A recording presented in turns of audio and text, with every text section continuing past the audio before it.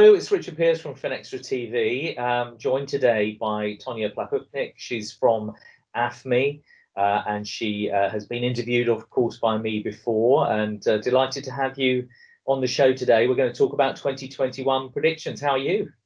I'm good, thank you very much, Richard. Delighted to be talking to you again on this topic. Thank you. Tell us quickly, remind people what AFME do and what your role is. Yeah, sure. So AFME is a European trade group who represents interests of global banks in the European Union and the UK. And my role here at AFME is to help contribute to the policy development on sustainable finance through bridging or through acting as a bridge between our banks and policymakers.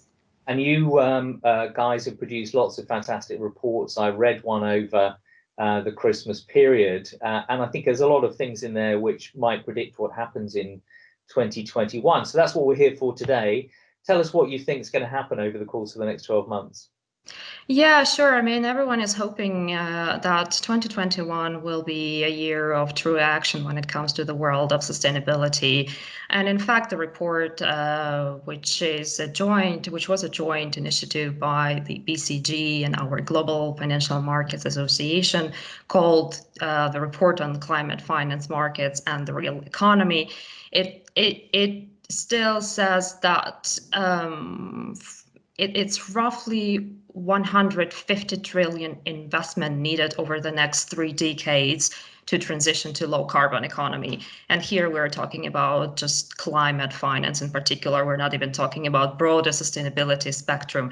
So a lot needs to be done, and we do expect a lot to move forward in 2021. But maybe here I'd like to focus on one specific matter that has been an issue to date, and we do hope that it will start resolving in this year. So here I'm talking about the issue has been that there has been a multitude of various initiatives and specifically reporting standards and frameworks when it comes to ESG. And what year 2020 demonstrated already, on a positive note, it seems to be that there is already a move towards consolidation of various initiatives to ensure to help streamline reporting and disclosure process on ESG and ensure that investors can obtain the necessary information and ensure that preparers of that information can actually produce that information that investors are interested in, and that's a critical point. So what we've seen to date is last year there was the 5 key standard setting bodies who signed up to work together for the purpose of a more holistic corporate reporting framework, followed by a merger of 2 organizations, which is the Sustainability Accounting Standards Board and the International Integrated Reporting Council. So I guess in 2021 we will see more of that. And that was also indicated by the recent move of the IFRS Foundation, who recently consulted on the need to create sustainability reporting standard, a global sustainability reporting standard, under the governance of a new Sustainability Standards Board alongside the existing Accounting Standards Board. We think that's an important move where a global, credible standard setter wants to contribute to this consolidation effort in trying to bring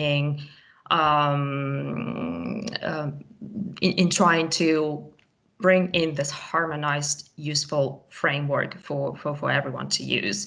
However, we think that for this to happen in a successful way, really, it would be important to build on the existing framework. So I think there should not be yet another standard, and it just should not happen in 2021. We think it's important to take what is there, to understand what the best practices are, and just start building on that. Then I think there has been a lot of debate on whether it should be climate reporting first, or whether actually there should be a much broader spectrum of sustainability-related issues that a potential standard should move forward. And we hope and we think that although climate first might be an initial approach, given the urgency of this issue, of course, but it's important to set the tone at the very outset and actually broaden the scope of potential standard into other sustainability matters. And there are plenty of them on the environmental side. There is biodiversity risks coming, so not just climate, but we appreciate that can be a starting point. And ultimately, another issue that has been heavily debated is about materiality and what that would mean.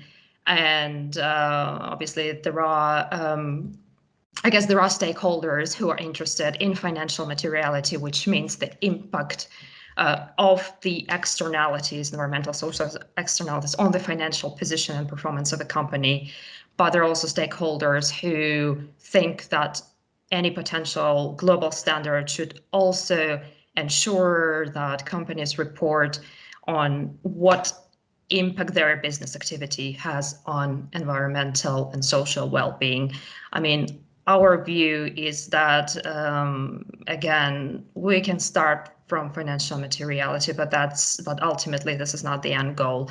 There should be a broader remit, and companies would need to report on how their activity is impacting on societies and environment, especially given the fact that what used to be called non-financial is now very much linked to financial. So it's hard to get that split.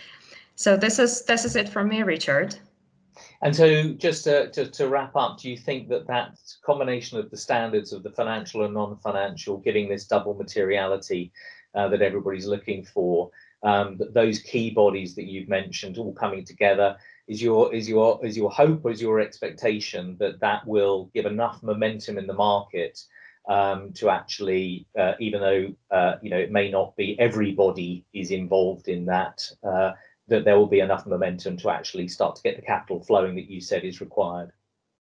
Yes, I think that's rather expectation. So I think we're at the stage where it is an expectation. We probably shouldn't just hope, and we'll identify this as something that would be necessary for the reporting to be set up, and which will help eventually for the capital to flow to the right causes.